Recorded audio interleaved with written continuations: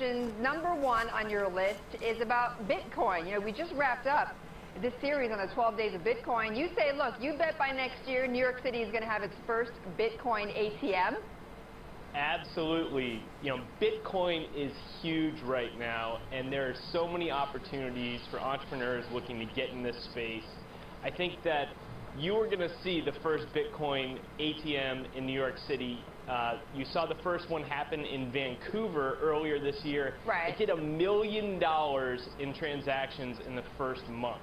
So people are, you know, they're accumulating these Bitcoins, but there's no easy way to get the money back out. And I think that you're going to see the first Bitcoin in New York.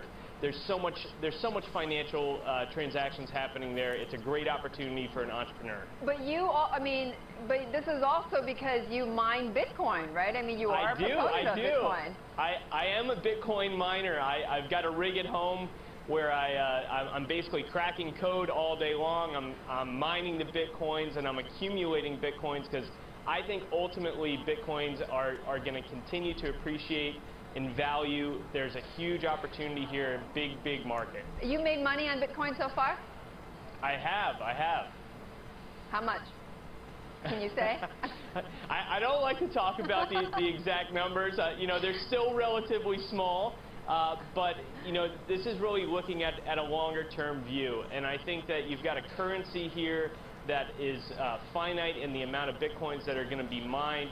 You've got more and more retailers that are now accepting Bitcoin. You have Overstock that just made their Overstock.com that just made their big announcement last week about being able to accept Bitcoin next year.